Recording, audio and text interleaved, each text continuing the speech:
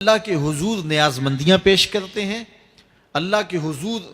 اپنی محبتیں پیش کرتے ہیں، کبھی مال خرچ کرتے ہیں، کبھی سجدے کرتے ہیں، کبھی رکوع اور قیام میں وقت گزارتے ہیں،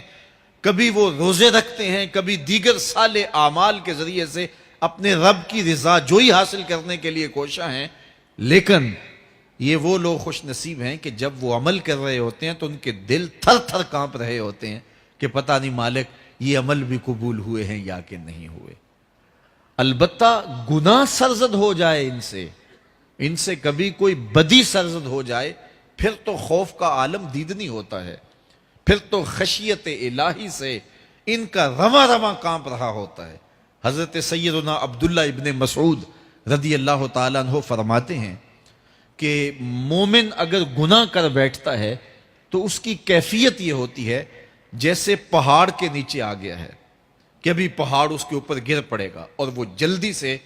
اپنے بچاؤ کی تدبیر کرتا ہے۔ تو گناہگار کی یہ کیفیت ہے جو مومن گناہگار ہے، جب وہ گناہ کر بیٹھتا ہے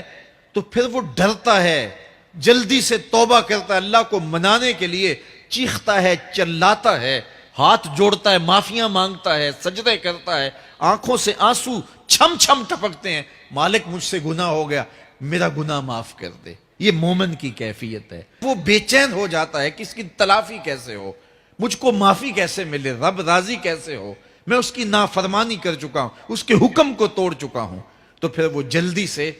اللہ جل شانہ کو راضی کرنے کی کوشش کرتا ہے اور توبہ کی دہلیز پہ آ کے کھڑا ہو جاتا ہے۔ اور بندہ جب توبہ کرتا ہے تو اللہ تعالیٰ جل شانہ یہ نہیں دیکھتا اس نے جرم کیا کیا ہے، اللہ دیکھتا یہ میری دہلیز پہ آ گیا ہے، توبہ کے ایک آنسو سے اللہ پچھلے سارے گناہ معاف فرما دیتا ہے۔ اور منافق کی کیفیت کیا ہے؟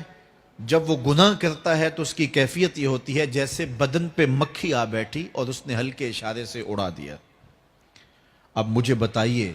سویر سے لے کر شام تک کتنی دفعہ ایسا ہوتا ہے کہ بدن پہ مکھی بیٹھتی ہے اور ہم ہلکے اشارے سے اسے اڑا دیتے ہیں، لیکن ہمیں شام کو یاد بھی نہیں ہوتا کہ آج کتنی مرتبہ ہم نے اپنے بدن سے مکھی اڑائی تھی۔ اب اس آئینے میں اور آپ اپنے آپ کو دیکھ سکتے ہیں کہ ہم کہاں کھڑے ہیں۔ سویر سے لے کر شام تک کتنے گناہ کیے، شام کو سوتے ہوئے دماغ پر دل پر کوئی بوجھ نہیں ہوتا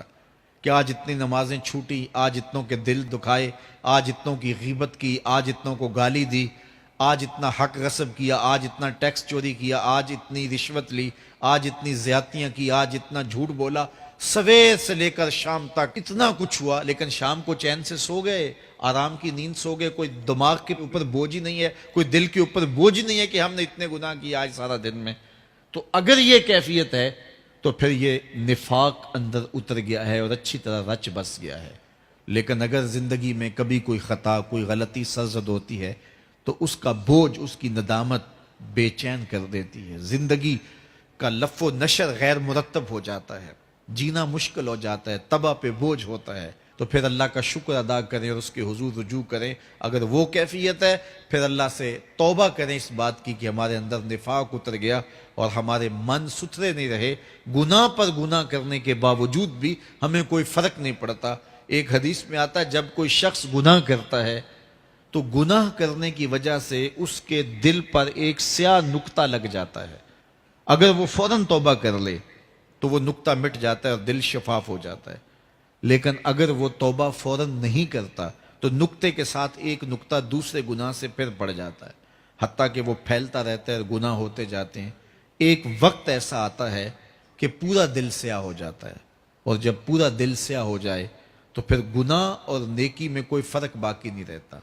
پھر انسان کی زندگی جو ہے وہ گناہوں کا مجموعہ بھی بن جائے تو اس کو کوئی فرق نہیں پڑتا۔ تو میں اور آپ اپنے اندر اتر کے دیکھیں، فرمایا گیا حاسبو قبل ان تحاسبو، اس سے قبل کہ تمہارا حساب کیا جائے اپنا حساب خود کرو۔ میں اور آپ اپنے آپ کو تولیں، ترازو کے دونوں پلڑوں کے اندر اپنے اعمال کو رکھیں، نیکیاں بھی رکھیں اور برائیاں بھی رکھیں،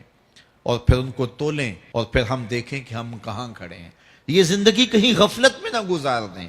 آنکھ بند ہو تو پھر کھلے اور پھر کہیں ہائے ہمیں کسی نے بتلایا نہیں تھا، ہم خود بھی اس پہ غور و تدبر نہیں کیا، پھر ہاتھ ملتے رہ جائیں کہ پلے کچھ بھی نہ ہو۔ آئیے میں اور آپ اپنی زندگی کو اپنے مالک کی دہلیز پہ لے جائیں۔